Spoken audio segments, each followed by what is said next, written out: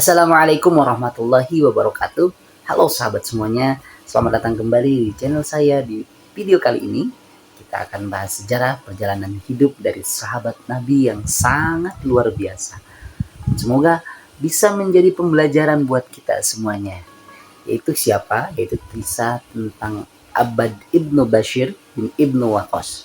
Tanpa berlama-lama, mari kita simak kisahnya. Bismillah. Abbad ibnu Bishir ibnu Waqqas adalah sahabat Nabi dari kalangan Ansor yang berasal dari suku Aus keturunan Bani Ashhal. Ia punya dua nama panggilan, yaitu Abu Bishri dan Abu Al-Rabi. Ibnu Al-Atsir menuturkan dalam kitabnya bahwa ia masuk Islam di Madinah melalui Mus'hab ibnu Umar lebih dulu daripada Sa'ad ibnu Mu'az dan Usaid bin Hudain. Abbad turut serta dalam perang Badar, perang Uhud, dan perang lainnya bersama Rasulullah SAW. Abbad termasuk sahabat utama Rasulullah. Aisyah pernah berkata tentang dia, ada 3 orang Ansor yang keutamaan mereka sebanding. Mereka semua dari Bani Abdul Ashhal, yaitu Sa'ad ibnu Mu'az, As-Sa'id ibnu Hudair, dan Abbad ibnu Bishir. Itulah kesaksian Ummul Mukminin, wanita mulia yang selalu menjadi rujukan para ulama.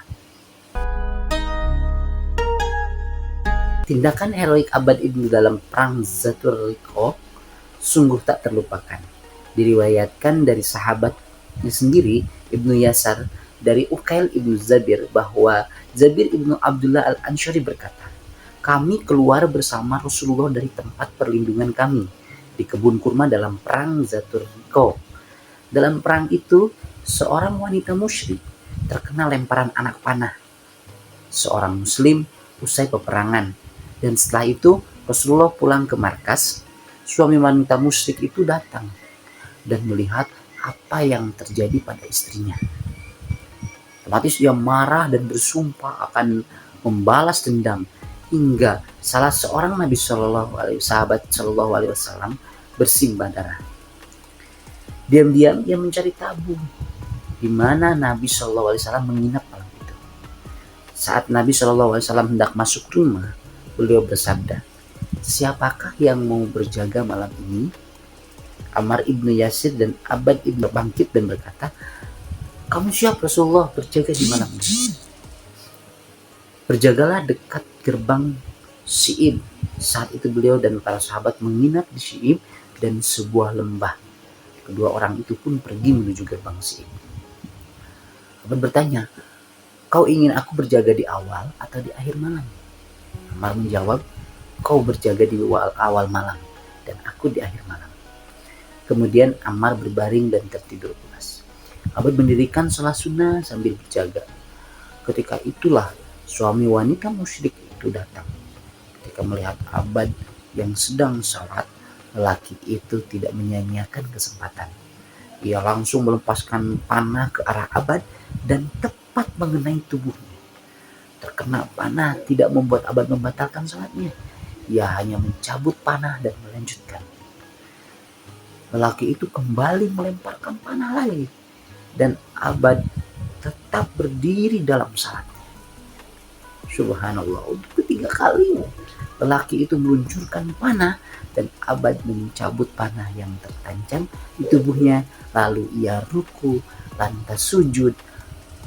Barulah setelah selesai salat, Abbad membangunkan Ammar dan berkata, bangunlah hai Ammar, ada orang yang datang. Ammar terkejut ketika melihat suami wanita musyrik itu berada di dekat mereka. Ketika melihat mereka berdua, lelaki itu tahu mereka menjadi benteng hidup bagi Muhammad dan menjadikan diri mereka sebagai penebus sumpahnya. Ammar kaget melihat sahabatnya Abbad berlumuran darah. Subhanallah, kenapa kau tidak membangunkanku saat pertama kali? Kau terkena panah, kata Ammar. Abbad menjawab, aku sedang membaca salah satu surat dan aku tak mau memutuskan bacaanku sampai selesai. Saat beberapa anak panah menancap di tubuhku, aku pun menyelesaikan salat membangunkanmu. Demi Allah, jika tidak karena tugas berjaga yang diperintahkan Rasulullah, niscaya jiwaku sudah lepas dari raga sebelum aku memutuskan atau menyelesaikan bacaan. Subhanallah, Abbad tak pernah absen mengikuti peperangan bersama Rasulullah sampai beliau wafat. Dia pernah mendengar beliau bersabda di depan kaum Ansor, "Wahai Ansor," kata Rasulullah, "kalian bagaikan pakaian dalam dan manusia bagaikan pakaian luar. Maka jangan mengikuti orang-orang sebelum kalian." Pada saat itu, kaum Ansor ingin agar tidak ada lagi orang yang lari dari medan perang seperti yang terjadi saat perang Uhud dan Hunain. Ucapan Rasulullah SAW itu menegaskan bahwa mereka adalah para penolong agama Allah dan Rasul. Janji setia yang pernah mereka ucapkan di Aqabah benar-benar mereka tunaikan. Sedikit pun tak terlintas dalam benak mereka keinginan meninggalkan Rasulullah sampai beliau wafat menghadap Allah Subhanahu wa Ta'ala. Mereka teguh memegang janji yang pernah diucapkan meskipun beliau telah tiada. Satu bagian yang menarik dari perjalanan hidup Abbad adalah kebersamaan dengan Muhammad ibn Salamah, Abu Abbas ibn Zabar, Abu Nailah, dan Al-Harith ibn Aus ketika mereka berebut membunuh Ka'ab ibn al-Ashraf, seorang Yahudi yang sangat membenci dan memusuhi Nabi SAW serta kaum muslimin. Abbad membagi kehidupannya menjadi dua bagian. Waktu malam ia gunakan untuk ibadah dan membaca Al-Quran, sedangkan siang harinya ia memanfaatkan untuk berjihad melawan kaum kafir. Kebiasaannya membaca kalam Allah setiap malam sangat menarik hati setiap orang yang mendengarnya. Tak jarang ketika dia membaca Al-Quran, contoh seperti pada suatu malam saat ia menunaikan tahajud di masjid Nabi atau di masjidnya Rasulullah, suara bacaannya yang lembut terdengar hingga kamar Ummul Mukminin Aisyah radhiyallahu anha. Saat itu Rasulullah SAW berada di sana. Beliau bersabda kepada istrinya, "Ini suara Abbad ibnu Bishr." Aisyah menjawab, "Benar wahai Rasulullah." "Ya Allah, ampunilah dia." Menurut Ibnu Al-Atsir, "Ya Allah, kasihanilah Abbad." Adakah sesuatu yang lebih diharapkan dari ampunan dan rahmatnya Allah? Satu kisah yang sangat-sangat terkenal, yaitu tongkat bercahaya. Dalam kitab Musnad Imam Ahmad, ada sebuah hadis yang diriwayatkan dari Baz ibnu Asad, dari Hamad ibnu Salamah, dari Sabit, dari Anas bahwa Usaid ibnu Hudair dan Abbad ibnu Bishr menemani Rasulullah SAW pada suatu malam. Kemudian mereka keluar meninggalkan beliau. Tiba-tiba tongkat salah seorang dari mereka memancarkan cahaya terang, sehingga mereka dapat berjalan diterangi cahaya itu. Saat keduanya berpisah, tongkat mereka masing-masing mengeluarkan cahaya. Masya Allah. Suatu malam menjelang perang Yamamah, Abbad bermimpi. Sebagaimana diriwayatkan oleh Abu Sa'id Al-Khudri bahwa Abbad ibn Bishr berkata, "Hai Abu Sa'id, aku bermimpi langit terbuka untukku, kemudian tertutup lagi. Aku menafsirkannya insya Allah sebagai kesahidan."